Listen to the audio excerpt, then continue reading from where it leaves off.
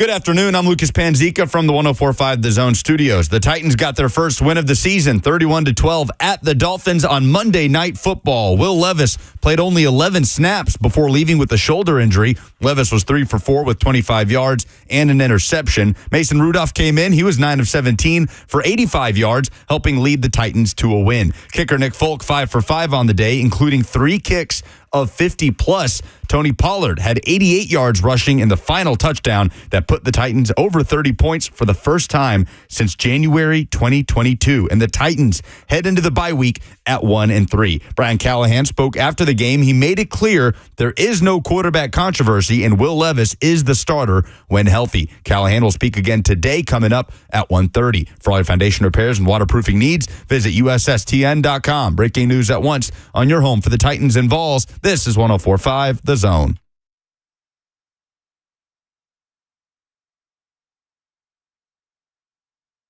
Titans victory Tuesday here on Blaine and Zach on 104.5 The Zone. Powered by All Four Seasons Garage Doors. 615-737-1045 if you want to come celebrate or still complain. If you still want to complain about the victory and about how gross and disgusting that game of football was, hey, you can still come, we'll still take your phone calls. And, of course, you got the Zone TV chat on the F&M Bank chat, Twitch, Twitter, YouTube, Facebook Live. Blaine, I'm not. A lot of people, I think, are being a little too negative, and they're just not enjoying it. Listen, it's a meaningless win to the fans, probably to the outcome of the entire 2024 Titans season, but it means something to the players. And I just want to say, it was very cathartic for me. Like, I let out this sigh of relief. I just melted into the chair last night. I was like, it was ugly. It was against a bad team. It doesn't matter. A win is a win, and they scored 30-plus points. Like I said, it doesn't mean anything. It doesn't, as far as the outlook of the season, right? Like, it is not. This does not mean that they are going to go and never lose a game again this season. Like, they're going to go on this big win streak. But it's just got to feel good for everybody at the end of the day. Oh, yeah. From a player's point of view, especially, the fans, you win's a win, but fans can't not enjoy it. There are people here that just, they don't enjoy it. Yeah, you're happy as a player to get that pressure of getting that first win off your back, all the pressure and tenseness that you have. So, yeah, naturally that was cool, but it was a tough game to watch. I have to admit, been one of the tougher games I've watched of the Tennessee Titans, man. It was almost worse than watching paint dry there. It was,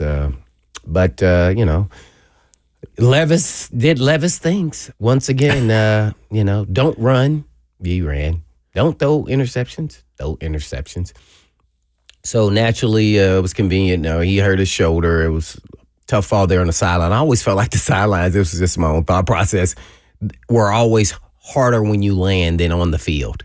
I don't know why I felt that way, because I fell on there at the sidelines a lot of times, and I'm like, oh my gosh, I do not want to fall on the sideline, so I don't know if that got him there, and I guess he got an AC joint, which I've definitely had that before, and it's his throwing shoulder. So I think I thought in the moment that was the right call, and even after halftime, and let it just play itself out, because if he played hurt with the throwing shoulder, nobody was going to give him a pass if he played horrific. Nobody. So you had the perfect pass to leave him out and say, hey, if emergency happens, we'll put you in there. But Mason Rudolph did what, you thought a veteran quarterback who's been in this league, 5 or 6 years would do, and did what he had to do. Only has 13 starts under his belt. That's just anecdotal in and of itself. But I was just very surprised, because he's been in the league since 2019, and you're just like, man, just only 13 starts. That's all he's had. Well, he was battling actually for second and third string throughout his time with the Steelers too. Yeah. They kept going with the quarterback. So I don't know if he's as proven as some, but you could say he's battle tested. Yeah, and you could say that, and he's definitely a security blanket. And hey, man, he got it done. They had the running game going. Defense played really well. They were going against a putrid offense, and that they were just trying to go lateral, which is what a college offense would look like in the NFL. Guys are too fast, especially the defensive ends and the outside linebacker guys. Those don't usually work unless somebody misses a tackle. And the defense got a little lucky. I'm going to say that. Luck is involved in every game. Huntley missed 2 deep balls to Tyreek Hill, who was open, guarded by Snead in one-on-ones. So I don't think those plays would have been complete if Tua was out there. I could probably make a guess on that. But other than that, I thought they played pretty well. I thought Brownlee did a good job in his opening day. Some of the grades are showing he did well. And let's not mention who I've been a supporter, and I think you have been too, of my man Meatloaf there. Listen, there ain't no think. I'm president of the Tavondre Sweat fan club. No, that was the whole thing because listen, I wrote articles. I've been talking about it. I don't write articles, so I can't say I did, but I did say it on air. I've been all about it since Senior Bowl. Because everybody's talking about what he did in college, and I said he could pass rush, this guy can play. First of all, you need to know what's inside of an actual human being. If you have a conversation, you know if they're driven or not, and he was driven. And so that then tells you what he could be and what he wanted to be, and he was going to put the work and time and effort. I mean, he was going to get the result, but you knew he was going to put in the effort. So you bank and you put money on that. And I want to say this, and I said this the first game, I thought in the second game that he played just as good or better than Mr. Simmons, who did not play in this game.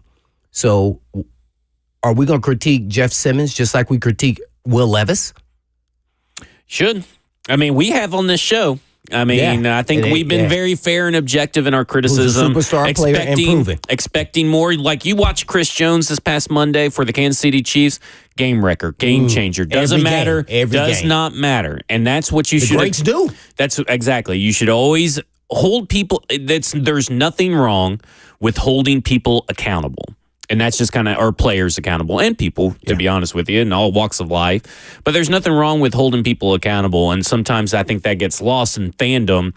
People got the two-tone blue glasses on, and they're just like, well, my player never does anything wrong. It's always something else. Sometimes it's just the player. Doesn't mean, like we said, that Jeffrey Simmons can't turn it on and be that guy the rest of the way. It's not over. But we got to start seeing it at some point. Let's go to Nick in Smyrna, who wants to talk Tennessee Titans. Nick, you're on with Blaine and Zach. I just got a question. Blaine, you played against Peyton Manning, and he was absolutely atrocious. Threw a ton of interceptions his rookie year. His rookie year, I think 28. Yeah. What's the difference? I'm not saying that Levis is going to be Peyton Manning, but, Peyton turned out okay. Yeah, he did. What's the difference? The quarterback themselves. I mean, let's be honest. Peyton Manning was a first-round quarterback. Well, he was second pick. But I said first-round quarterback. Yeah, no, I know, but I'm just saying he was the second overall. Right. Second round, second pick. Two different things. And then, of course, you have what he did in college. I mean, we're talking about, I think it was 56 touchdowns the last 2 seasons in college through the air. And 3,800 yards, I believe, in both seasons. It's wildly different. I mean, I know people want to take that easy reach, Nick, but to me, it's just apples to oranges when you're talking about the player themselves. And there for every Peyton Manning, there's 100 quarterbacks that threw a bunch of interceptions their first couple of years and never turned into anything. So I mean, that's just how the NFL is. We can't use one guy as the outlier and hope for Will Levis. Well, I like to look deeper into, and I agree with all those things you just said. Thanks, Nick. With the quarterback. But, and I'm saying this about Peyton Manning, but all the quarterbacks, there's a certain temperament I want my quarterback to have. And everybody can say, oh, Tom Brady was like that. Yeah, after he became successful, when he had that fire and that energy. I want a certain temperament, first of all, with my quarterback, and I want him to be the smartest guy on the football field. And so those 2 things is where I start. Now, I also then want to start with his accuracy on intermediate passes, all righty? And then, his drive to be successful. So those things are not anything physical that goes on the football field besides the accuracy part. So I think we start there, and I think Levis' temperament, and I keep hinting around to, it's like a linebacker. We can even look at, in this game, Mason Rudolph. He looked like Joe Cool. Like, he was going in the game. I think he almost had me tricked that he wasn't going in the game. He was sitting on the bench, and it was like, oh, he's going in. He threw a couple passes, and he was very nonchalant about it. Right. Yeah. And that's the temperament that you actually want with your quarterback, and I think he can be the guy. Now, I could say this. Levis wasn't groomed to be a quarterback from day one. He was kind of a running guy, always tough guy, running back, linebacker guy. See, that temperament is not the same as a quarterback, because a quarterback is going to look at this as like, this ball is a hot potato. Everybody wants it. I'm the guy that got it, and I'm going to get rid of it, and I'm not going to get hit. Peyton Manning couldn't beat him in a race. Guess what? He sure did a lot of fake pumps and did quarterback sweeps around the end for some touchdowns, because he used his brain over his physical ability. And that's how I want my quarterback. His stretch play action is still the best play action. And every day you fall for it every time. You fall for it every time. Yeah, so I think it's more so that. Yeah. And then now he's getting a little, I think you even brought this up on some of the films, he's second guessing himself at times throughout. You see him, clutch and move his shoulders and doesn't let it fly because he doesn't want to make another mistake. Yeah. And so some of these things are telltales that he's not quite there yet. And I think they're giving him the full autonomy of like he's a veteran quarterback. Yeah. And I don't think he's there yet. So let's try to make it easy. Not to say anything about his mistakes that he's made, right. but I think, they put the cart before the horse really in the beginning, instead of kind of using this as first year in the offense. Let's see how it plays out throughout this process. I still want to say that he can be it, but man, he's definitely showing telltales that he probably is not going to be that guy. We got to go to break, but we'll pick this back up after the break, because we're also going to be carrying Brian Callahan's press conference here at 1:30. I'm Zach. He's Blaine. This is Blaine and Zach on 104.5 The Zone.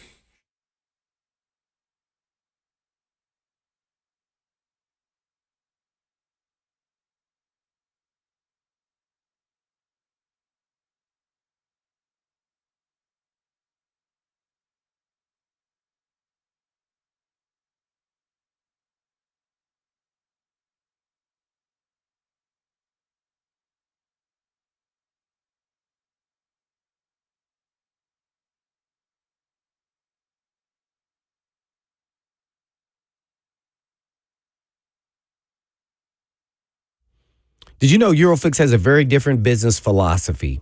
They staff all their locations with more staff than the average auto repair shop, just so they can be ready when you have an emergency that pops up out of nowhere. So have you noticed how hard it is to get a right now appointment for a vehicle repair? Some dealers can be more than 2 weeks out just to get a freaking appointment, but not Eurofix. Eurofix has been offering quality repairs that beat the dealer without the dealer pricing since 1999. Plus a 3-year nationwide warranty and the staff to fix your car right now. So if you're tired of waiting forever to get your car into the shop, then call Eurofix. Owner Aaron Stokes says, we will never be too busy for our customers, and we're here to take their pain away right now. And Eurofix repairs all European cars, and Eurofix says yes to speedy repair when others can't or won't. Family owned for 24 years. And all you have to do is just give them a call at 844-EUROFIX. That's right, 844-EUROFIX. Or you can just visit them online at myEurofix.com. That's myEurofix.com. But I was done, Blaine, said you.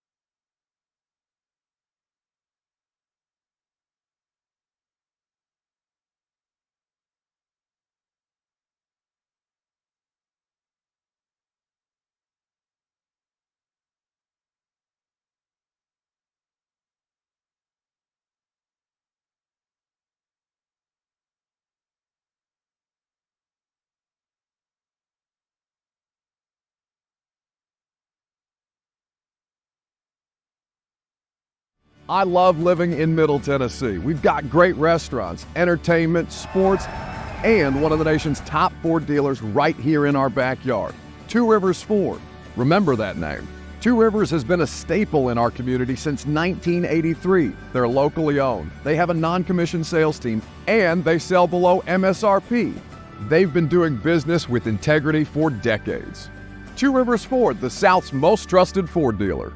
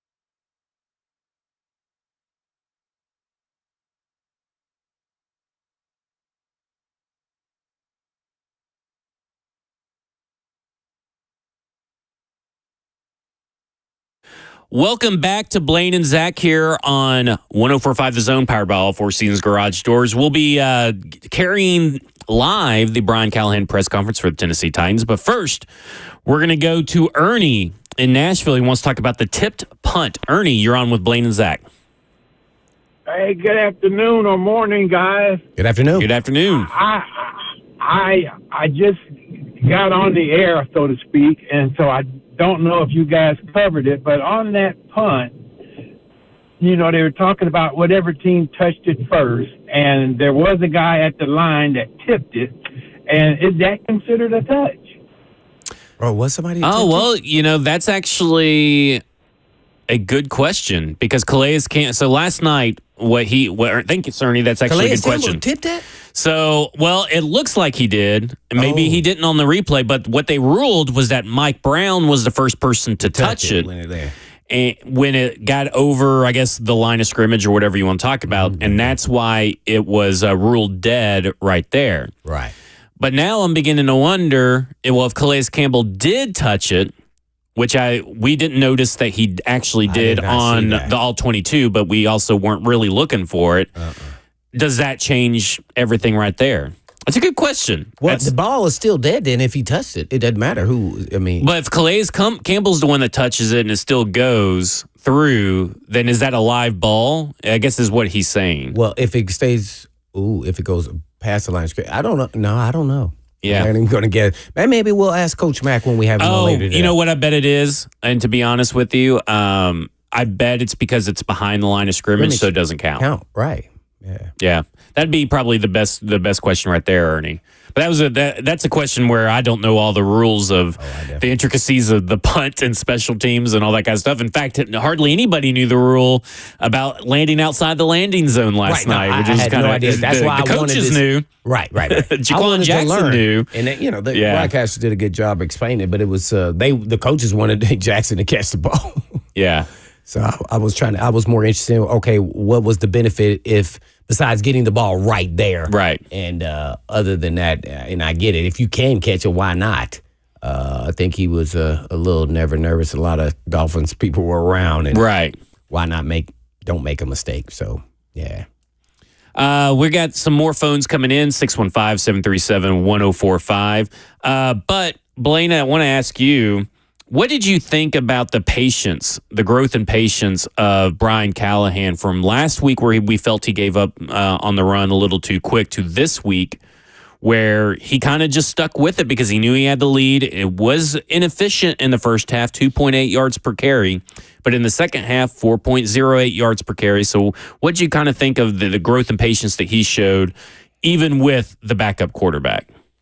Well, I think that was his game plan going in, and I think he's learning, through the process of when you're a play caller, why you have to be able to run the football to a certain extent to keep the defenses honest. And so I think he came in with the intent of trying to run the football. I mean, what did Pollard had? 80? He had a nice couple, nice little runs there. But, I think that protected quarterback. We also have to say that the Dolphins team was not as good as the teams that they had played. Mm-hmm. And so, whether their defense seemed like they were pretty solid.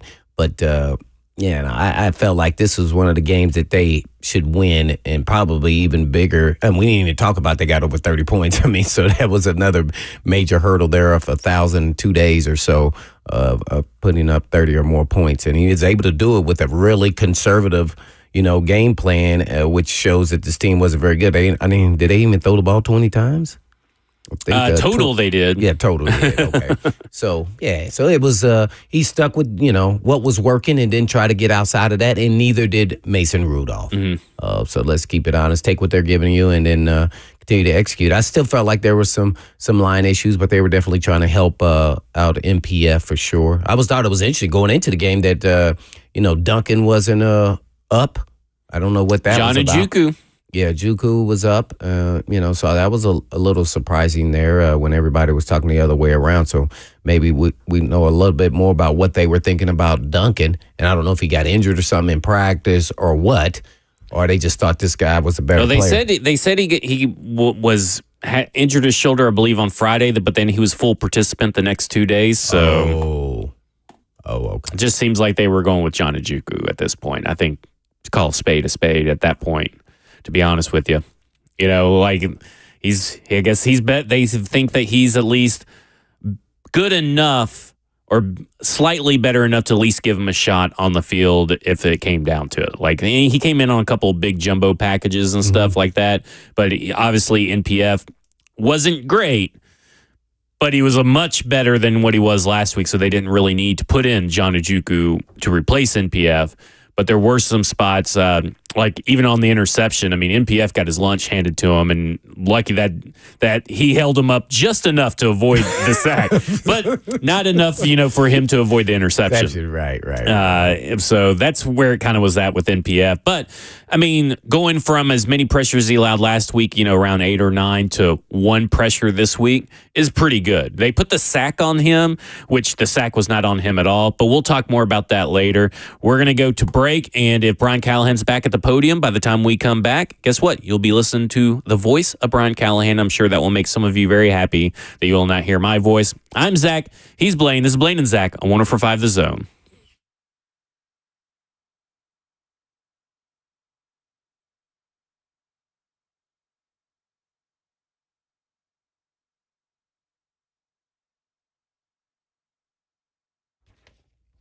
Hey, folks, I've been talking about Tennessee Orthopedic Alliance for years because they're the leading experts in sports medicine and performance and the team physicians for the NFL, college, and high school athletics across Tennessee. And TOA provides sports medicine coverage to more high school and college sports teams than any orthopedic group in the state of Tennessee. And they have 29 locations throughout the state and over 100 physicians throughout Middle and East Tennessee to take care of all your musculoskeletal needs. And TOA has 11 urgent care locations with walk-in availability 7 days a week. They offer direct access to sports medicine and performance, physical therapy, and nutrition. Personalized rehabilitation plans to enhance mobility, reduce pain, and improve overall physical function for patients recovering from injuries or surgeries. So TOA also offers sports performance training, a specialized program designed to enhance athletic performance and provide tailored training solutions for athletes at all levels. So please check out their services at TOA.com. That's right, TOA.com for more information.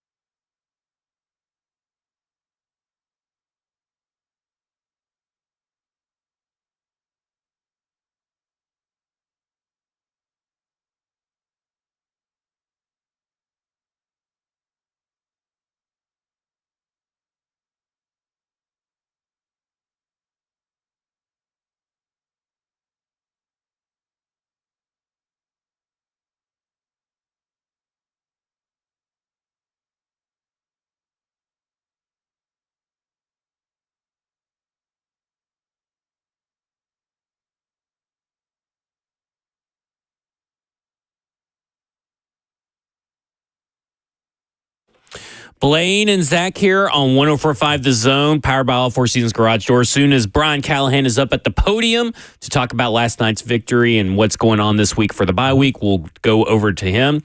But first, Blaine, I think the obvious question that is on everybody's mind is, do they stick with Will Levis or do they go with Mason Rudolph, who didn't do a lot of stuff, wasn't very sexy, but he didn't turn the ball over. And sometimes, as we saw in those first 2 weeks, turning the ball over means, the difference between a win and a loss. And I think I speak for the majority of fans. Maybe I don't, but I'm going with Will Levis the rest of the way, right? I mean, you just, like we say, kind of got until it's untenable, I guess you could say. Well, I keep saying, week, 8, 10, whatever that is. But really, it's your objective. Yeah. What is your objective as an organization? Do you want to be sure that Will Levis is not your guy? Then you hang in there and to be sure and then move forward. Then guess what? Then you now are going to probably fall into a better pick. Unless if you put Mason Rudolph in, he may do well enough where you're now in the middle. Right. And once again, you're not, getting an elite level pick. So it's really your objective. If you're really trying to make sure or see if you can develop Will Levis and rewire him, as he said, I think you hold on. And then if he's injured, I would not play him. If he can play as a backup role, I would continue with that moving forward. But, man, we got to get him over the snide. And, you got a conference game, Colts, right? Right. It's after the bye. It's after the bye. We're going to go straight to Brian Callahan, who's at the podium, who's talking about Tennessee Titans.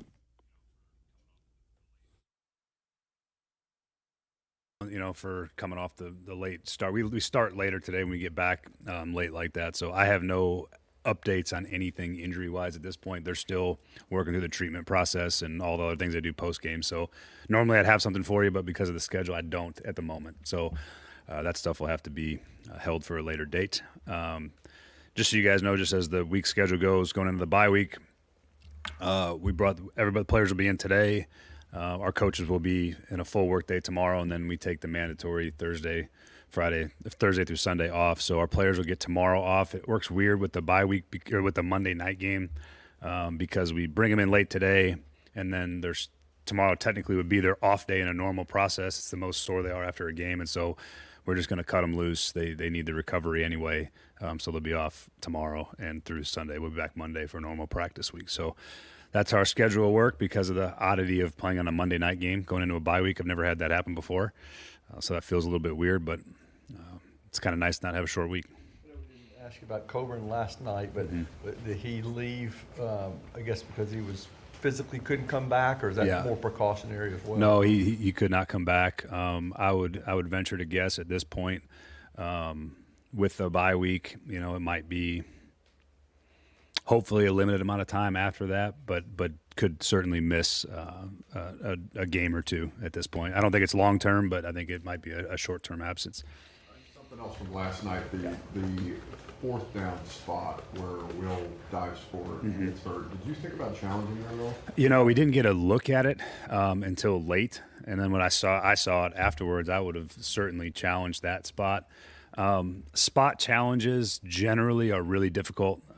You don't usually have a lot of luck with a spot challenge. They tend to stick with whatever's called on the field. Occasionally one's very clear, but you saw Mike challenge one last time on the other side that, it was close. It was close. It was worth a challenge. They're probably going to take a timeout anyway, so they just challenged it. Those have to be like really, really clear, usually to throw a challenge flag for those because they don't generally go in your favor.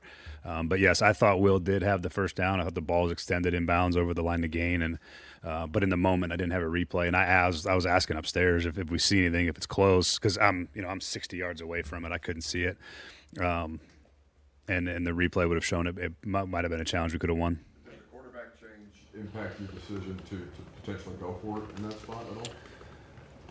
Well, no, I mean, our book at that point was not, we were at a no-go in that spot. Rob gets on and tells me before the start of every series kind of where we're at what the down and distance markers would be. And usually on second down, he's going to tell me, punt in that situation. I got the punt call.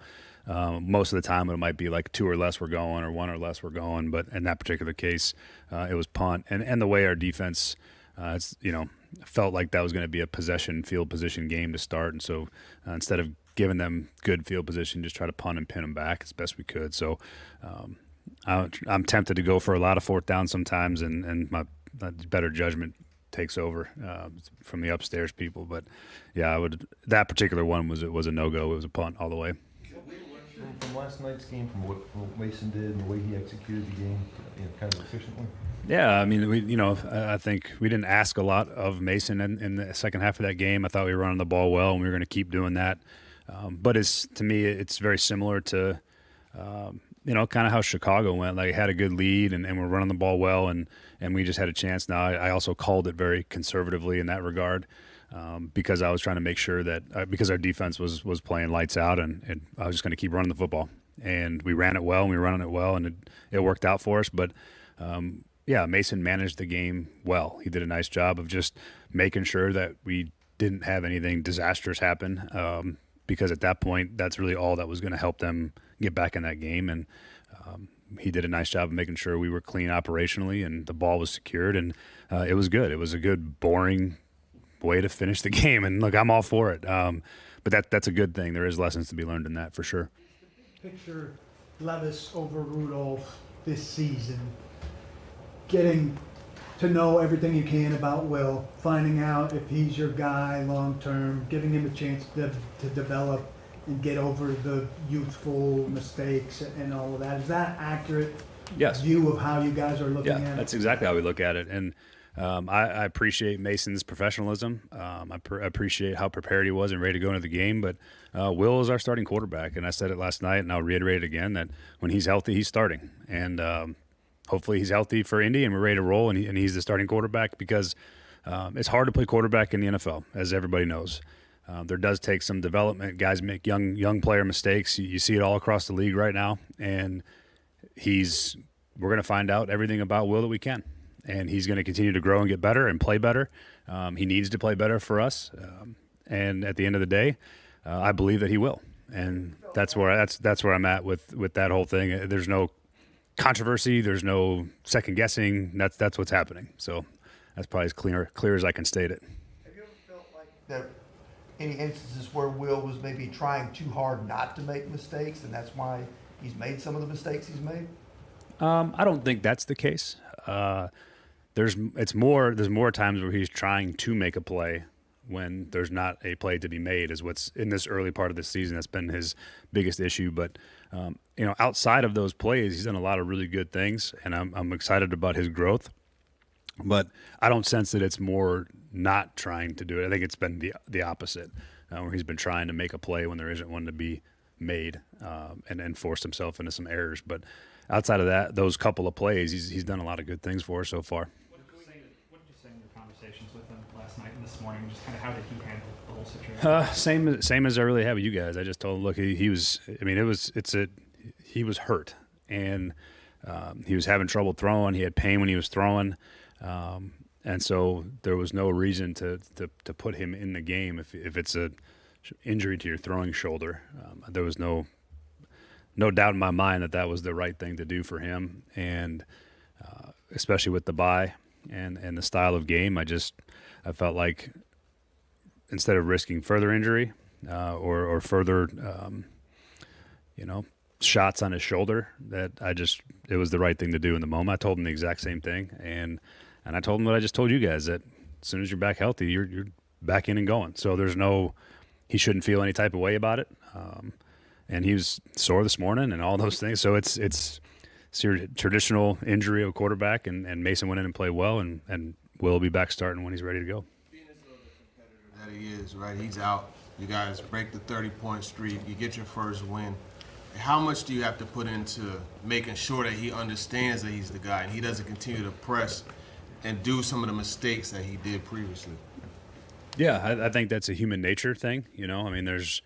But everything I've done with him from the minute I've gotten here has been about trying to do everything we can to build him up and to give him confidence and surround him with players and give him every opportunity to succeed. And that's not going to stop. And we're going to keep coaching and keep going. And how he handles it is how he handles it. But everything for me has been transparent, straightforward with him. And I would imagine he feels pretty confident in that stuff. I've been truthful with him the entire process. So I don't have any I don't have any worry about it, how he's going to handle that. But again, it is a human nature thing, and sometimes the outside world gets a little noisy. You just got to block some of that out. There was no Jeff Simmons last night to draw double teams. How impressive did that make what Tavondre was able to do for you? Yeah, he's playing better and better every week. Really impressive performance by him. Dominant performance. That was a matchup on their interior line versus our interior line that we felt like was to our advantage, even with Jeff out. And really, those guys stepped up around him, too. I thought Sebastian Joseph Day probably had his best day, most impactful day he's had. He's been a good, solid player for us, but he made some impact plays. And then Lynch and Anderson both played well as well. I mean, they did a nice job in their roles. So, but Sweat was a force. And when you got a guy like that can get pressure on the quarterback at his size, that can stop the run and make plays laterally along the line of scrimmage, he was really disruptive in that game and again showed up in a matchup we felt really good about. You did up front on the offensive line, I guess, namely maybe Nicholas Petitfear on the right side. Did you see some improvement there from him? Yeah, there was improvement. I think we still got to get better all the way across the board. That's an ongoing improvement project for us. Every game we go out there, we got to play better and better than the last one. And so I thought it was a better game from all those guys. And we also didn't put them in a lot of drop back situations either. And that was by design. We were trying to make sure that we could protect. And that's how you protect those guys and protect the quarterback. If you're not drop back protecting very well, and you got to find other ways to do it. And so we did that, but they did their part too, and I thought they played pretty well up front. But yeah, we got to keep getting better every week. At no point will I ever tell you guys that we've arrived up front. I mean, they got a lot of work to keep going and things to improve on. So we'll just keep at it. Blaine being down injury related, or was that practice performance? No, it wasn't practice performance. It was he really was pretty limited in our work day on Friday's practice. So missed enough work that I didn't feel great about going into the game. With that being the case, especially the type of game we were going to play, and so I just didn't feel like he was in the right place to be up and playing, and John took a lot of those reps in that practice, and so it just felt like that was the right move for the week. I'm not going to sit here and tell you that's the move moving forward, but yeah, he was affected a bit by even though by Friday there was or by whatever day it was. The last day of the week, there was no injury designation for him, but he had missed a significant portion of practice for the week. Why so much more Burks than Hopkins? We rotate those guys. There's a lot of things that Burks does that helps us in some of the run game and some of the blocking stuff. But yeah, that's the primary reason is to keep them. I mean, we rotate a lot. Our personnel are pretty well. Westbrook plays quite a bit. Burks plays quite a bit. We try to rotate those guys when we can, but it's more for just the packaging of the plays and to make sure those guys are staying fresh. And Hops, we weren't throwing the ball a lot either, but at 32 years old and being mindful of the length of the season to make sure that he feels good all the way through the entire end of it, and that we have him for all the things we need him for, which is passing situations certainly, and then third down and in the red zone. Those are spots where he really helps us. You're willing last night to tell them we're running? By having much more Burks than Hopkins? Yeah, I mean, we really turned last night, second half, in like a team run drill. I mean, it was that I didn't care about it at that point. I mean, certainly things we pay attention to as we move forward and through the bye week, as we self-scout and do all those things. Those are tendencies that we'll be aware of. Is D-Hop still on any kind of pitch count? I think he's played over 30 snaps so far. No, and it's not an intentional pitch count. I mean, if we were throwing the ball a whole lot more, I'm sure he would have been involved a whole lot more in that process, but I mean, we were in a bunch of heavy personnel at the end of the game. We were in some goal line and 13 personnel, so just different style of game in the second half. No, it wasn't an intentional pitch count in that sense. That sequence at the end of the first half, how many times do you actually practice? I mean, I know you focus on it, but how many times do you actually practice something like that, and how well executed was it? A lot. I was proud of it. That was fun to see those guys execute that. Yeah, in fact, Tyler even caught that same play, that same ball in Miami a couple years back, 2019 probably. Same exact play, same exact operation. It's a play that we walk through once a week. We talk about the operation quite a bit. We've repped that full speed, in training camp probably 3 or 4 times full speed, which is a lot for a situational call, and the other part as a bonus is it's the same coverage structure and same defensive call that we see from our defense. And so we've gotten reps on the exact call that we were going to see in that particular situation. And they did a great job. I mean, they 3-man rushed us. It gives you time. Tyler's running a 25-yard deep in route, and he gets behind both the robbers that are sitting in the middle of the field. They bite down. Mason delivers a nice ball, and we do a phenomenal job executing the clock. And in the huddle, we call it. They're all aware of the situation. It's 16 seconds. That's about as tight as I've ever seen it done. We did it once when I was in Detroit. We hit the same play against Minnesota at the end of the game to tie it with the same 16 seconds left, same throw, same catch, and a clock with 1 second left to kick a field goal. So it's a sort of a proven play in that spot, but great communication in a huddle of a down clock situation, and Tyler knows it well and catches it, executes it, and everybody gets set, and we clock it. It's a huge operation and a point swing. I mean, if you can operate in those margins, then give yourself a chance. Did last night's game plan running the ball like that, did that cater to what your offensive line is right now a little bit better? Certainly. I think we're a much better run blocking unit overall. We do a really good job moving the line of scrimmage. I think if you watch JC and his power, him and Pete did some really nice things. I thought Dylan did some nice stuff.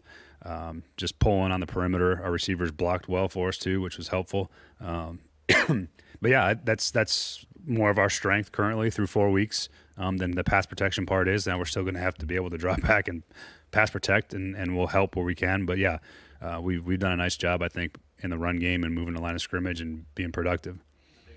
For Jarvis last night, how did you feel he performed, and what's the confidence level in him being a starter for you as long as Cheeto's not in there? High. I thought he showed well for himself. That was a really good game by Jarvis.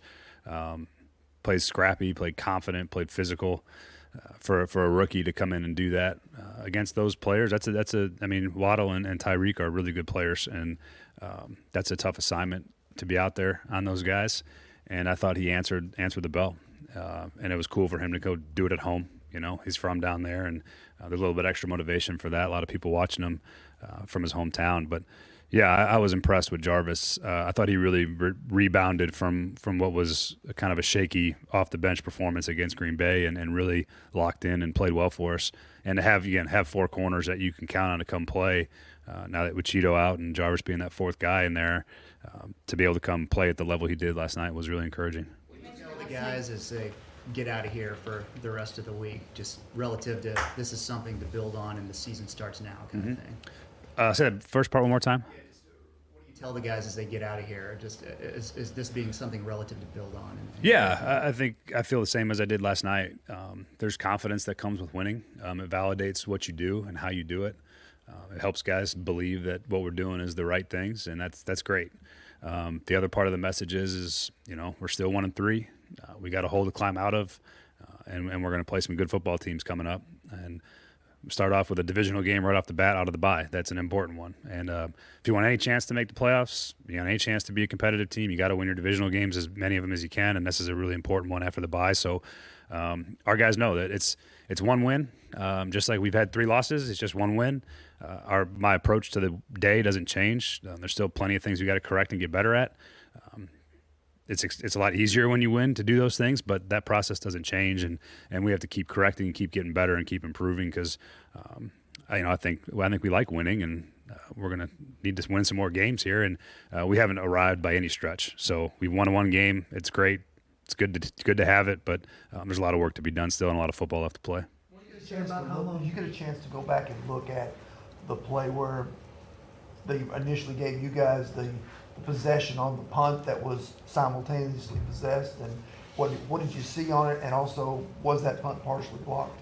I think Calais got a fingertip on it. It looked like it. It didn't necessarily fully affect the ball. I mean, the ball still went downfield enough, but I think he got a piece of it. I just told the officials on the sideline in the moment that I said that's got to stay with the call on the field, right? I mean, that was simultaneous. They ruled it as a fumble, and that should have been the ruling, I thought. and it went to New York, and they obviously disagreed and thought there was enough visual evidence to overturn the call. I thought at that point it was probably inconclusive at best, but they made the ruling they did, and that's what happened. But yeah, I think it was very, very close. And again, it's going to be up to them to determine what that ruling is, but I thought it was a very close call to make. What'd you say about how much the coaches will be in, and what's the major focus for you guys without the players? Yeah, we'll be in all day tomorrow. Our coaches need a little bit of a breather too, take a break, take advantage of the time off because you only get it once during the season, and we have no Thursday night games, so we don't catch any extra days anywhere. So we'll take the break and take the time when they give it. We will be in tomorrow working all day. It's all self-scout centered, so all the guys have their areas that they're responsible for. They'll self-scout those recommendations on what we've done well, what we can do better, what should we do moving forward. I think we got a pretty good idea now, a month in, of what our team is, and I feel pretty confident about that. And we got to find ways to play within those things that are our strengths, and hide weaknesses and supplement those weaknesses where we can. So that'll be the focus the next couple of days, and over the weekend. Then you got to get a head start on Indy as well. So when we come back Monday, we're starting. So we'll get a jump on Indy over the weekend. In general terms, what are you? What's that? What are we? I think we're a really physical defense. I think we're aggressive and we fly around. We make life hard on opposing offenses. I think we're a good rushing football team. I think we're a physical front when it comes to running the ball. I think we're really when we play complementary football and we don't turn the ball over, we're going to be competitive as any team in football. We got to protect the ball better than we have, and I think we're a good play action team right now and a good screen team. And so those things are things that I'm confident in, and we got to keep improving our drop back game, both in the protection portion and the overall success of it. It hasn't been good enough yet, so we got to keep that part rolling and keep working on that. But I'm happy with what we've shown so far. I think we're better than 1-3, but we're 1-3 at this point because of some mistakes we made, and we got to keep limiting those and letting our defense go play and complimenting them on offense. What's Chris Harris's status, and why did he miss the Monday? It's personal. He's been in and out. Had to go take care of some things that he needs to take care of, and when he's back, he's back, and we're working. So not much to say about that. How big has Diggs been? Not right now. How big has Diggs been for you back there doing everything that he does? Fantastic. Again, I was with Diggs in Detroit for 2 years. I saw the player and competitor in person that he is, and he's still got it, man. He can still play, and he's done a really, really nice job. Him and Hook are starting to develop some chemistry and communication. They're starting to play really well together in the back end. That's super encouraging. But he flies around. He loves playing football. He's a really smart football player, and he's been a really big addition for us at that safety spot to be able to complement Hook. And it's been fun to watch those guys start to grow a little bit, and they're making plays. As you look at the self-scouting and punt protection, are you going to have to look at, this is almost the third one you get blocked. Yeah, no doubt. You got to look at scheme, or you got to look at player execution? I think you got to look at all of it. I've not been around that punts getting this close to that often. And again, they're all for different reasons. But yeah, whatever it is has to stop. We can't have those.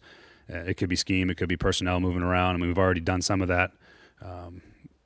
But yeah, we can't win games getting punts blocked. So we have to do a much better job all the way around, and got to find some answers there to settle that thing down.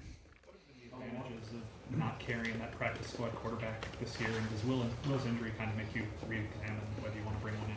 Yeah, that's something that we can look at, and we will over the we'll just kind of see what the final verdict is there, and just to have that. But the benefit is that Mason gets all the reps on the scout team, and that's his practice, because Will takes all the starter reps and the normal flow of practice. It's also allowed us to have some another player on the practice squad that can help us. And so far we've had to we've max elevated every week from the practice squad to our two spots. So that's allowed us to kind of collect another player or two that we think could help us in those particular areas. But we've brought quarterbacks in to work out, and I'm just not in the I've never believed just to have one for having one's sake. If you feel like you got one that you're developing and you think can help you and play a role, then that's good. But if you're just doing it because you just need to have a third quarterback, doesn't really make sense to me personally. It's maybe not everybody's viewpoint, but that's sort of how I feel about it. If the guy's worth the time and the effort and energy to have around and develop, then great. And if we don't find one like that, then let's not sign one. If you guys be able to activate the window, I guess, for Cedric next week, or is it still too early? Yeah, we'll evaluate that this week and see if we're going to open the window next when we get back to practice for Indy. That was a discussion that's sort of been on the horizon here as he's finishing his time on EIR and approaching the potential return to play. So the good thing is you get 3 weeks to bring him back and see where they're at and get back in shape and see him play football a bit before you have to activate him. And those discussions will happen this week. Thank you. All right, guys. Thank you. Thank you.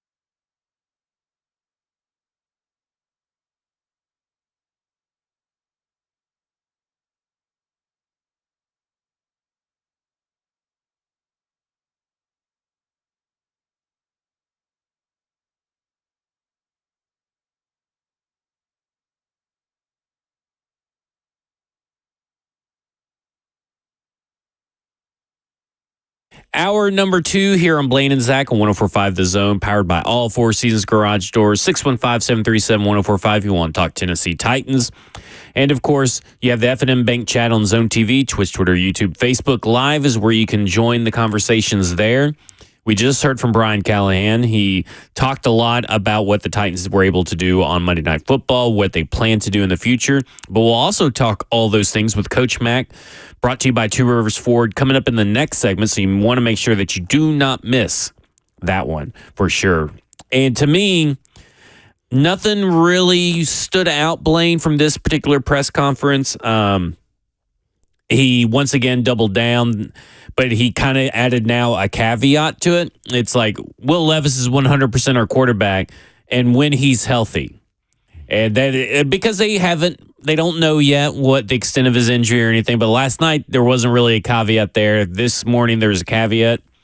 So to me, I'm just kind of like, okay, that makes sense, and that's the right move, regardless. And I get that there is I wouldn't say small section, because I think there's a lot of PSL holders that they're paying for tickets. They want to see wins. And so they saw Mason Rudolph manage the team to a win. I'm not going to say lead a team to a win, but he definitely managed the team to a win. And they want to see more wins. So I get it. I totally understand if you are on the Mason Rudolph side. I do think that's a little bit selfish point of view, a little bit of short-sighted point of view, because this season is all about Will Levis, and pretty much that's what Brian Callahan was asked, was like, is this season about Will Levis? And he says it is about Will Levis. I've been transparent. I've been straightforward. What he does with that information and how he handles criticisms outside of here is a little bit different, but I can only control what I can control in my messaging to Will Levis, and it is the Will Levis show as long as he's healthy. Yeah, this presser, I was really listening only to hear what he would say about Levis, as you mentioned, and his injury report. And I think they know more, if I was just guessing, more than we think. But they did get back late. But they have insight for sure, because they have all that kind of equipment there, and they're trying to verify at the Dolphins Stadium. Then you're trying to, get clarity on it here today. So then that'll lead us down the road of if and when we get to, hear him speak, and that's Levis, then what's the extent of the injury, and will he be then probably projected to be the starter against the Colts, which is coming off the bye week. So, you're kind of looking down forward, they got a week off, but it'll be interesting, because if he's still managing through an AC joint of your throwing shoulder, that's pretty significant to me to a certain extent. I had that injury, and I think that's what, you can look this up to verify, Anthony Richardson had last year. He landed on his shoulder, he probably had more than just that joint, going dislocated. But, he might have tweaked it, and it may not be real strong. So how long does the rehab or whatever he's doing to get it better, will that help him in the process and be ready full go? Or do you then parlay it as he's our backup because he's not quite fully healthy going in against the Colts? Well, that's why I think he said it like that. Right. They also haven't ruled out adding a third quarterback to the practice squad. And that will, let me say this. He said that it depends, because we had to go to commercial break. And so we didn't get to hear this part on the show. Of course, they were also going to say something about Cedric Gray, but we had to go up to the break. But the Callahan says, is from Buck Rising. Callahan says the Titans are awaiting more clarity on Levis's injury before considering a practice squad quarterback. Says they've worked some out previously, but he's not a believer in having one just for the sake of having one. So that is a clue to keep in the back of your mind, file away, that if you see a practice squad quarterback sign that maybe things with Will Levis aren't as 100% healthy or 100% ready to go as what we all may think right now that it will be by the time they're coming off the bye. So he's giving you a little clue that if the injury is a little bit more severe, maybe not perfectly going to heal up in time, that maybe he can still play, but they're going to have a backup plan just in case. Yeah, and I think that's a smart way to play this out, because even if you sign a practice squad player to your roster, Levis may not get to actual practice until maybe 2 or 3 days before the actual game. Right. So that's where you want to get that security blanket of, we got to have some, plan B if he can't actually go, because you never know how those injuries, whatever injury it is, especially your throwing shoulder, it may flare up. He could practice one day, does good, the next day, boom, didn't go so well. So we're going to have to elevate. So you want them to be, already there and getting into the playbook, especially at quarterback. Good Lord. I mean, man, you're learning the whole playbook and you're one play away from playing. So I think I would probably be interested to see them working out a guy or guys here immediately, just so they can start evaluating what their options are going into maybe even this week, even though it's a bye week, get them up to speed maybe on their bye week. And then, with, mental stuff. And then coming in next week and then have him at least on the practice squad. And if Levis can go as a backup, cool. If he can go as a starter, great. You still had him there as a security, and you already got him up to speed on the playbook. Exactly. We're going to go to the phones real quick, 615-737-1045. And we're going to go to Brandon in Westmoreland, who wants to talk about Will Levis. Brandon, you're on with Blaine and Zach. Hey, Blaine and Zach. Hey, appreciate you taking my call. Question is I keep asking myself, and I've heard it a couple times, why does this have to be a Will Levis season? Why does he have to be the quarterback? I coach a travel softball team, and when it's crunch time, you play your better players. And Will Levis has done nothing but turn the ball over constantly, every game. So, Rudolph, with more reps, you would think looks to be the better player, and it's fan driven. So you got to keep the fans happy as well. That's what generates the money for not all the money, but it generates more of the funds for the Titan Stadium and things like that. And you ain't got happy fans, then you ain't got happy players and potential players that could be a free agency next year or in the trade and stuff. We're like, I don't want to go to them. They ain't got a good quarterback. They're keeping the Willis guy or the Levis guy in. And also, I just want to add Burks is trash. NWI needs all his reps. I'll hang up and listen. Can't disagree with that last statement. I will say this: decisions cannot be made with the fans in mind. Bill Parcells said it best: you make decisions like a fan. You'll be for the fans. You'll be sitting with the fans, and I think that holds true. But what about your thoughts on playing the best 11 on offense, and that Will Levis is not one of those best 11? And because I think we've talked about it enough, but let's answer Brandon's question. If Mason Rudolph is one of the best 11 or the better quarterback, why isn't he playing? Well, let's address what he said before. I'm going to take it to a different level as far as when he talked about the fans. From the organization point of view, they got to look at it as business. So business is part of the fans, and the fans are the ones buying tickets. So with that being said, this is why Levis is actually playing. Levis is actually playing to see if he can be their franchise quarterback, whether you show up or not. Then if he is not, you want to give him all, latitude to say, he can or can't be, then your security blanket is Mason Rudolph. I think that's how the organization is thinking. He's on a one-year deal, and players don't go to teams just because they're quarterback. Guess what? You know what players do? They go probably for tax purposes and who's giving the biggest paycheck. That's why they're moving. So whether you have a quarterback or not, if you're a wide receiver, you're like, they paid me, $30 million. I'm going there. How do you think, Devontae Adams is feeling right now? So the same time, you got to look at the business side of it from the organizational standpoint. Now, whether who should be playing or not, I think is getting real close for me. Can Mason Rudolph do it? But here's what I'm going to say. The Dolphins were horrible and putrid. I want to see him go against a good team. And if Mason Rudolph is out there and the coach, you got to say just because it's a division game, whether their record says they're good or not, I think I'm leaning towards let's see what he can do. And guess what? Levis, then the pressure is off of him, and then he can come in and actually be the hero, see, in this whole scheme of things. If you start and go in direction of Rudolph. I don't think Rudolph is actually the answer either. He's a stopgap guy, but he's only here for 1 year. You're going to make him the franchise quarterback? I don't see this nothing like Tannehill situation. Yeah. Nothing like that. So I think that's why they're so strong on saying, Will Levis is their guy. When we come back, we'll be joined by Coach Mack to do his weekly Mac Attack here, brought to you by Two Rivers Ford. I'm Zach. He's Blaine. This is Blaine and Zach on 104.5 The Zone.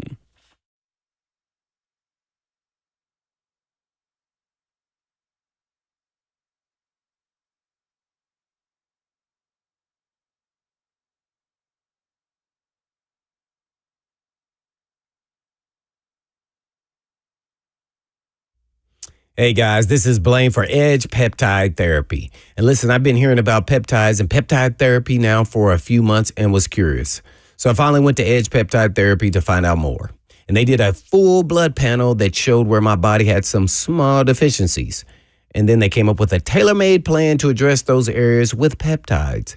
And since I started with my peptide therapy, I have a lot of energy, focus, as well as the recovery peptides has helped with the healing of some post-injury surgeries that I've had back in the day from playing in the league, recovery from some of my workouts, also my joint pains and arthritis I got in my knees and, inflammation from old and new sports injuries. So recovery peptides help with all of this. So if you're looking for an alternative to surgery, consider talking to Edge first. And this month, Edge is offering $150 off your first peptide package for new clients. So why not get started now? Go to edgepeptide.com. Yes, that's edgepeptide.com. Or you can just give them a call at 615-724-1878. That's 724-1878.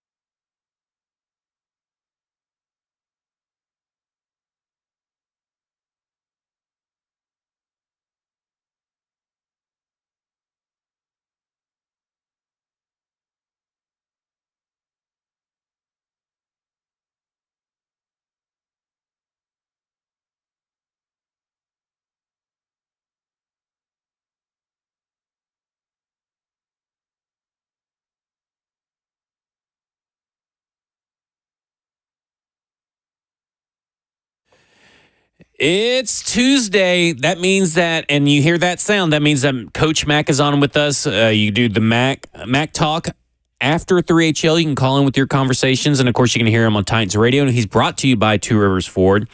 And Coach Mack, I'm just going to jump right in. The Titans finally got a much-needed win, and I think the entire team and fan base here in Nashville let out a collective sigh of relief. While that win may not define the future of the 2024 Titans, but how needed was it for this team and staff to get that first win heading into the bye week?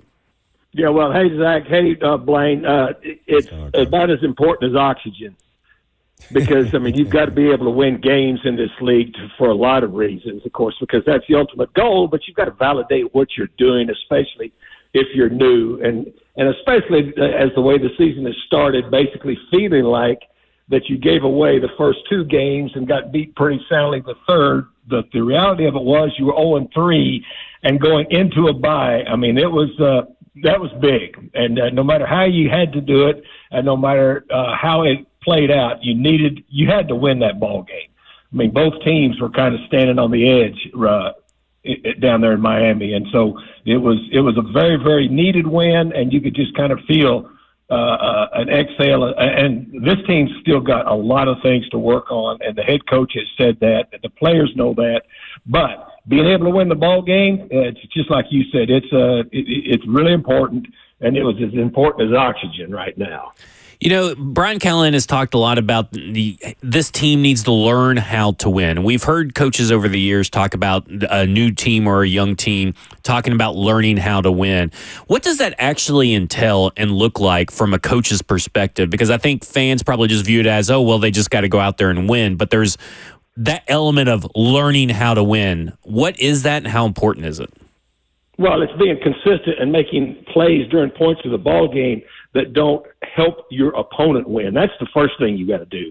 First thing you got to do is learn not to help your opponent win the game. And the next thing you have to learn how to do is to be able to take advantage of moments in the game that are game turning.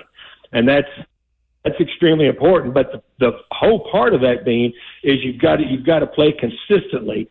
And of course, the big thing is, and you start looking at it, there's a lot of reasons that you don't win ball games. But, turning the football over and allowing explosive plays are one way, and not having enough explosive plays, and then not being able to be consistently ahead of the chains, regardless of what type of offense you are playing. If you're not consistently putting the opposing defense in conflict down situations, if you are giving them the advantage of the chains, first through third down, then you're going to have a problem in four quarters winning ball games. That's what you talk about in learning how to win is consistency. Even though this team has had a lot of turnovers this year, there are holdovers, there's ownership, fans, and media that have suffered through 1,002 days of not scoring 30-plus points in a game. Getting that touchdown seems like another monkey off the back for this team. How much does that mean for the players that, hey, we are on the right path and we can put up some points? Well, I mean, it's not the end-all to be-all. And somebody showed me that stat on the bus when we were loading up after the ball game, and I said, well, they haven't played all 1,000 days. But the fact is, you talk about being consistent, and, I don't think that was the end-all to be-all.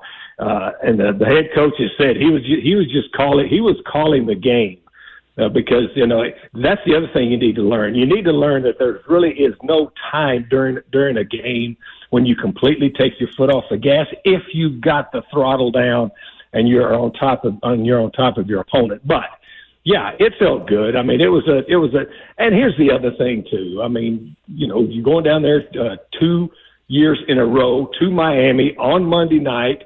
Against a Miami team. And even though they're not playing as well this year as they were when the Titans went down there last year, I mean, the Titans were still, I've never bet on a game in my life, but they were the supposed underdogs in this game. And to be able to go down there and steal one from somebody on a national stage is, especially when you need a win and have to have a win, pretty good feeling. We're on with Coach Mack talking about the Tennessee Titans versus Miami Dolphins. He's brought to you by Two Rivers Ford. Well, Coach, this was Coach Callahan, the head coach's first victory. Can you recall your first win and what that was like in the locker room for you getting that. Absolutely, because it means, especially when you're a new head coach. I mean, it just validates what you're trying to do and what you and your players have been working towards. You well know, Blaine. I mean, you lived it. I mean, there's a lot of work that goes into this, and then there's no certainty once the game starts. And just that 3 hours and 12 minutes that you're out there playing, I mean, that determines just pretty much how your life's going to go for the next week. And you just, it really is such a relief, when you get a victory. I mean, you're very, very happy about it.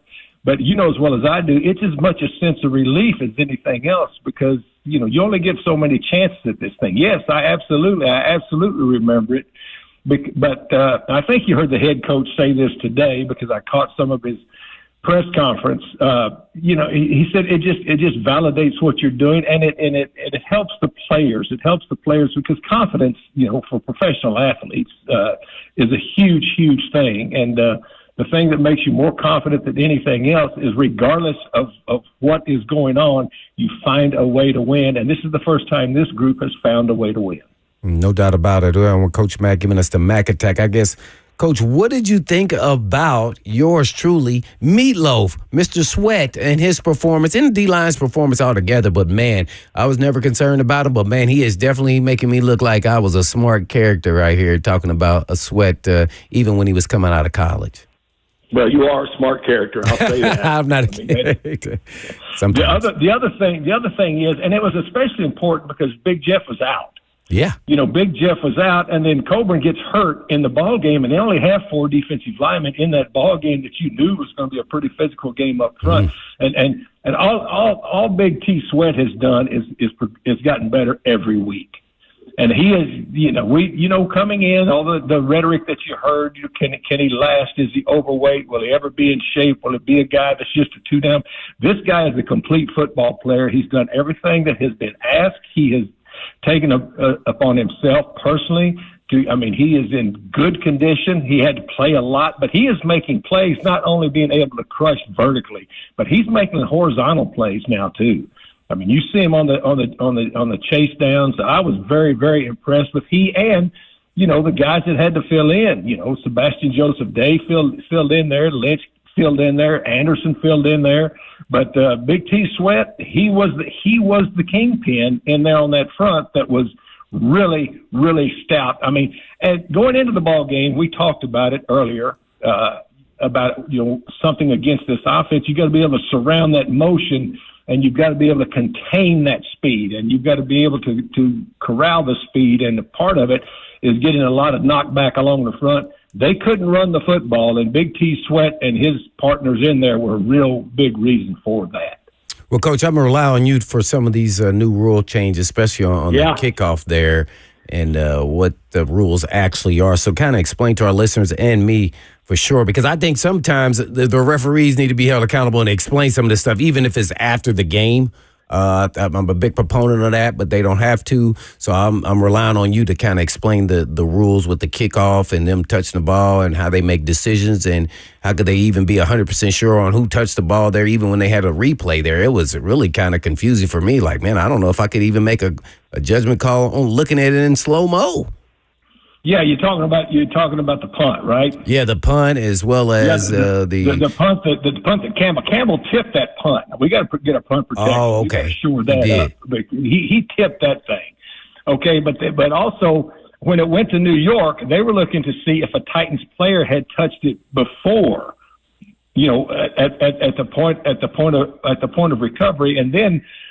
When the Dolphins player went down to his knees and it went down between his knees, and that's when Westbrook-Akine came from behind and came out with the football.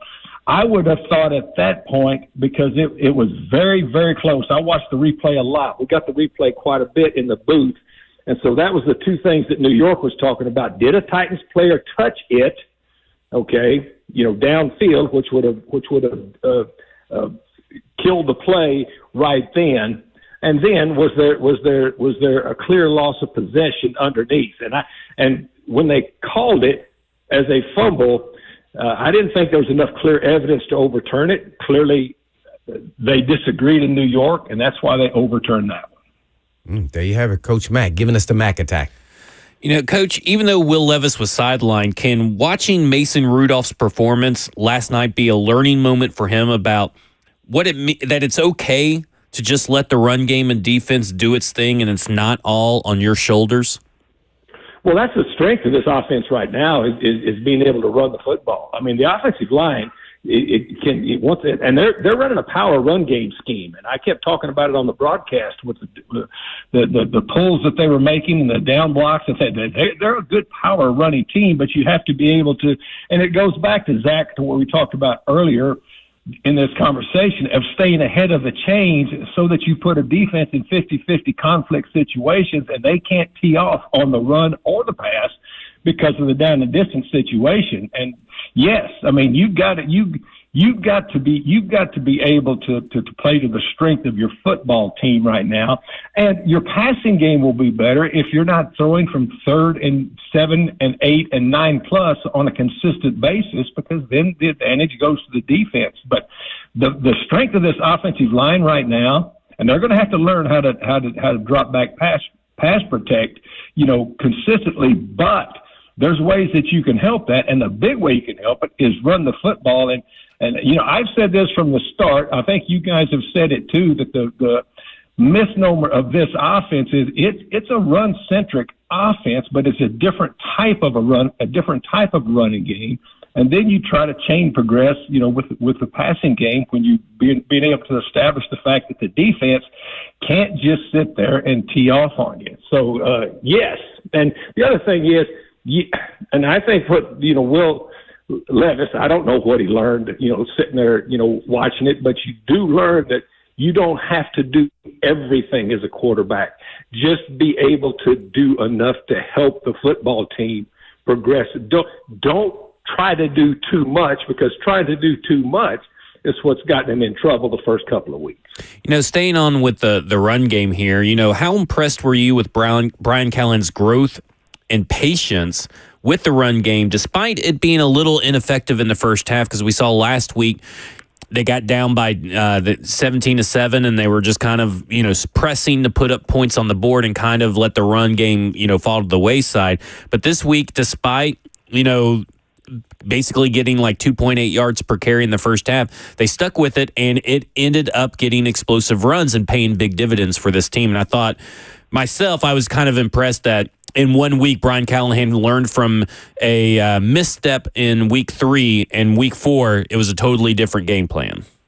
Well, I mean, I just, of course, I watch practice, every day, and I could see, the game plan this, and he was going to stay with it and lean on the run, because that was the matchup that you could kind of see was coming, during the week. And the other thing is it was very important, this ball game, just because of the speed. And that's a fast football team on the other side, even though the quarterback was brand new. I mean, they're an explosive play waiting to happen. You needed to possess the football to limit the number of touches that Miami got. And so going into the ball game, I mean, he really had made a real concerted effort, and in practice, I mean, they were working that run game against a lot of different looks, quite a bit, because that was the idea going in, and it worked pretty well. We've talked about J.C. Latham in the past. We've talked about Tavondre Sweat today, but another rookie stepped up in a big spot, and Jarvis Brownlee Jr., the 5th-round rookie, came into the game for Cheeto. He only allowed 3 catches on 5 targets for 9 yards. What did you notice about his play on the outside? Playing more than even Roger McCreary played in this game. And I know that he was just a few miles away from where he played high school football, but, man, he really did put some good things on tape. Yeah, I'm glad you mentioned him, Zach, because he was, and again, I've been impressed with this guy, of course, betting him in the draft, but then, coming in, I mean, he's got a very mature mindset for a young football player, and you could see that immediately, when he showed up. Now, he's going to have his challenges, and that was a huge challenge in that ball game. And you brought up something that's very, very real, because it was his first start. But it's also, and Blaine can attest to this too, sometimes when you go back to your hometown, there are so many other people around. And, I mean, there's a lot that goes into that. especially for a young player. He stayed very centered. I thought he really did a good job. He started the ball game. His college coach texted me early this morning after we got back and said, "How did he do?" And I said, "He started the ball game and he showed up and he was solid for 4 quarters," which is saying quite a bit in that environment. And I agree with you. I really like. And does it mean he's arrived? No. But here's what it does mean. It means he's got the correct mindset. And you can just watch him in practice all week. I mean, he was zeroed in, locked in, knew what was ahead of him. And I thought he accorded himself very well on Monday night down there in Miami. I really liked what I saw from him at the Senior Bowl when I was down there. So I was a big Jarvis Brownlee Jr. fan, and he really just showed up in a big spot with a couple of the other rookies, and that's a good sign for this rookie class in general. I agree with you. Yeah, it wasn't a perfect performance by the offensive line. I mean, they had their ups and downs throughout the game, but it seemed to me that everyone on that offensive line took at least a step forward or a step up. And how much can the players and Bill Callahan use that as a jumping off point to better performances heading into the bye and going up against the Colts in the divisional matchup?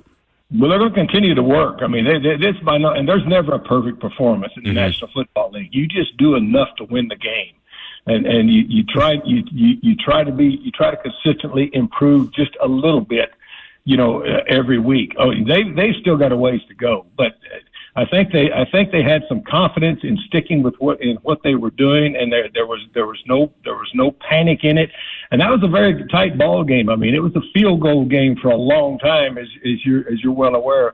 But you've got to be able to grind it out, and that's what's important to know. I mean, a lot of times those grind out games get lost in the flow. Once you look back on a season.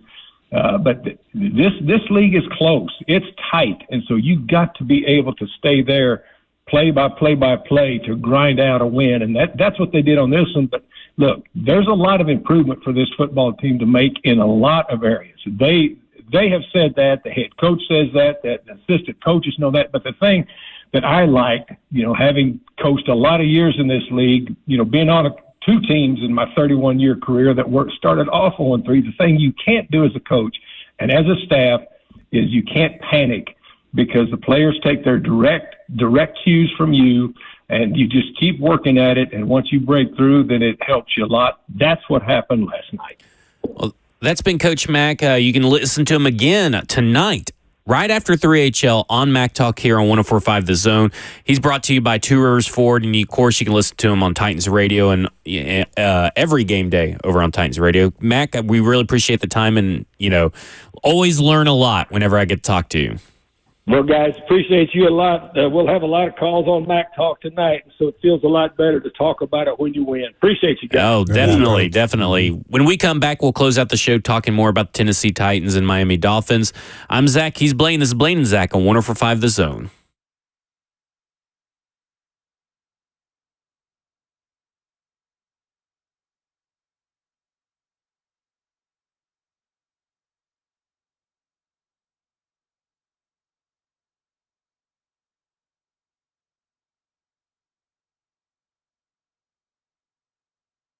NFL Week 5 is here, and you could start with a chance for a big win on FanDuel, America's #1 sportsbook. New to FanDuel? You'll get started with $200 in bonus bets guaranteed when you place your first $5 bet. Build a quick same-game parlay for the Thursday night football game, Buccaneers at Falcons. Baker Mayfield over passing yards, Drake London over receiving yards, and Bijan Robinson anytime touchdown. Just visit FanDuel.com/Zach. That's FanDuel.com/ZACH to make every moment more this season. FanDuel, an official sportsbook partner of the NFL, 21 and over, in present Tennessee. First online real money wager only. $5 first deposit required. Bonus issued as non-withdrawable bonus bets, which expires 7 days after receipt. Restrictions apply. See terms at sportsbook.fanduel.com. Gambling problem? Call Tennessee Redline 1-800-889-9789.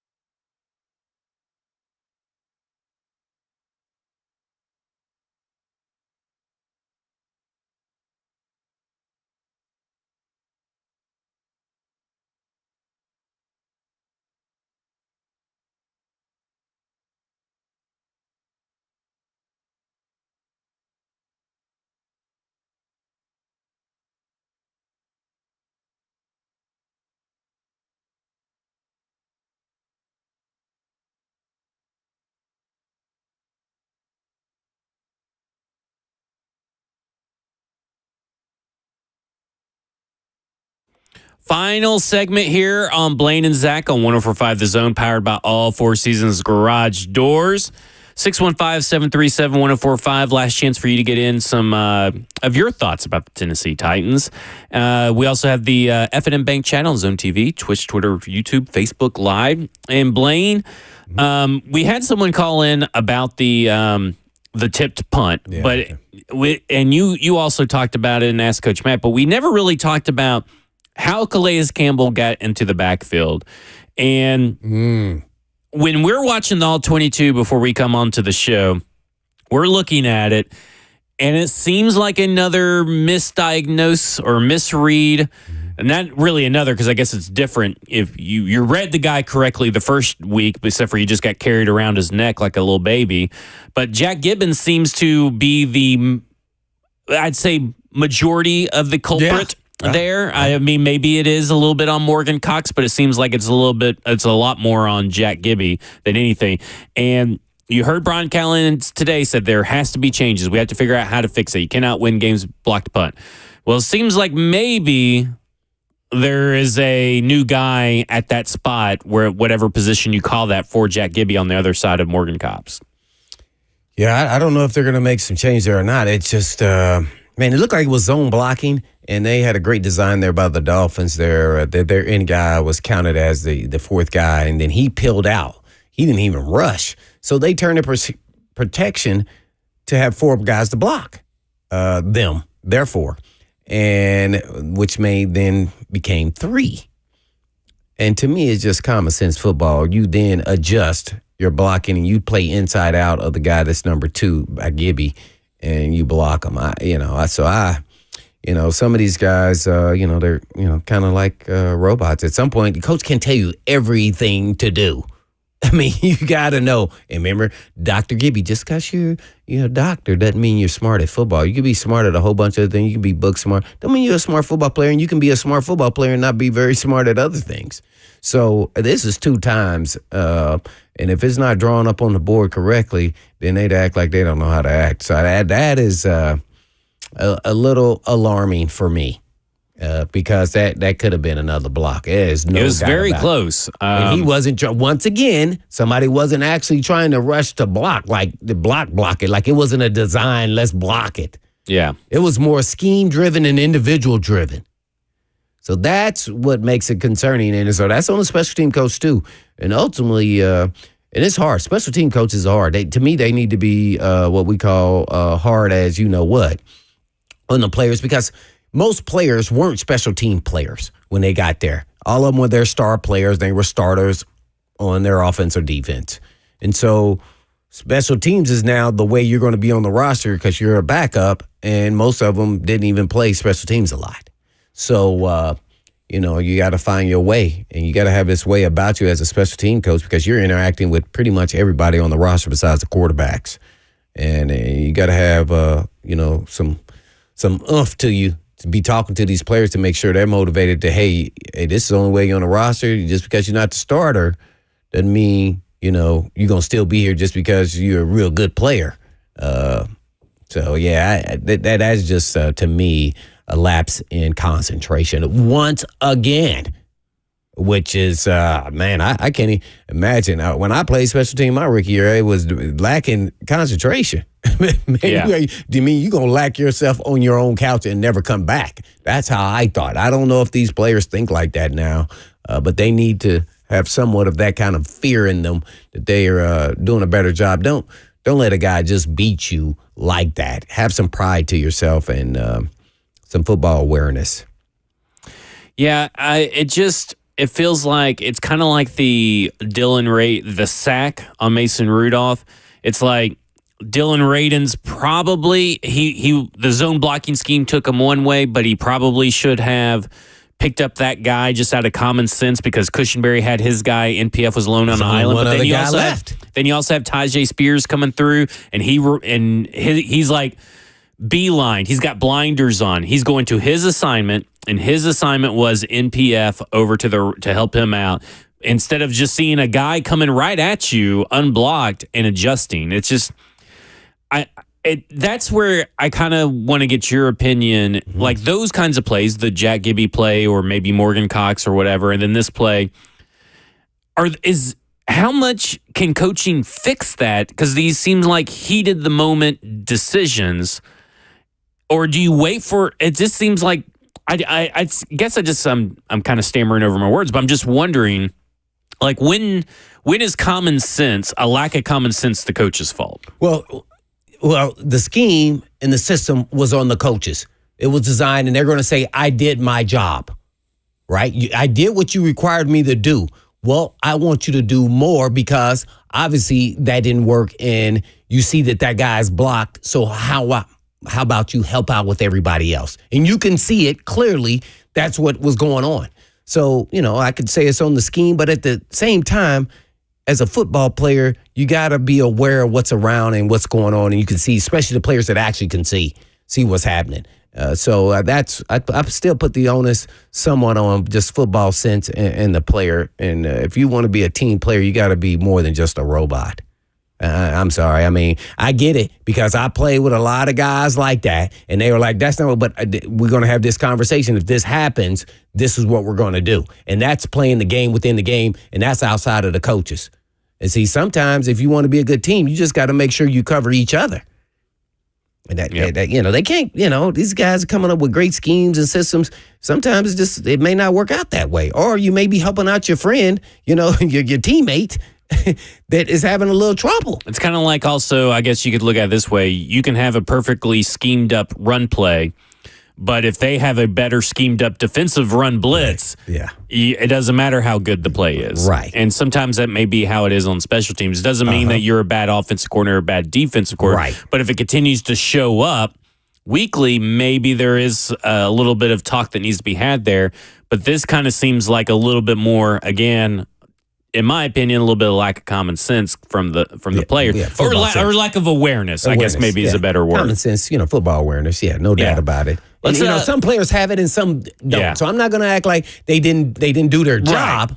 But let's be aware of what's happening around us. You got to be able to adjust on the fly. Yeah. Let's close out the show going to Bobby in Nashville and wants to talk about Will Levis. Bobby, you're on with Blaine and Zach. Hey, Blaine. Hey, Zach. I got a good question. That injury with Levis, did it seem more intentional to you than anything else? I mean, it seems like he could have rolled to protect that arm. Basically he's asking, does it seem more intentional? He could have rolled, I guess, to avoid landing on the shoulder. But I think there's, to me, when I saw it initially, I was like, oh, well, nothing really happened. Nothing bad happened. But then when you see the replay, there's only so much you could do when you're in midair, and we're talking a second and a half, maybe less. I don't know if it's anything that he could have really done other than maybe go belly first, I guess you could say. Maybe just the initial angle, but he was just trying to get the first down. We've seen plenty of players do that play and walk away uninjured. Yeah. And he was reaching, so he exposed, his shoulder when he landed. Telling you that ground is hard, man, on the sideline. It's a little different. Didn't have the same cushion. People say it's the same ground. I never felt that way. That sideline is a lot harder. Well, we're going to be with you here all week. We got plenty of more to talk about that we didn't even get, scratch the surface. We were going to talk more about Jarvis Brownlee Jr., the defense, and all that kind of stuff. But we just ran out of time. But don't worry. We'll talk about it tomorrow. 3HL's up next. I'm Blaine. Oh, man, almost made it through. And I'm Zach. And you're Zach. This is Blaine and Zach on 104.5 The Zone. And in the meantime. And in between time. Peace.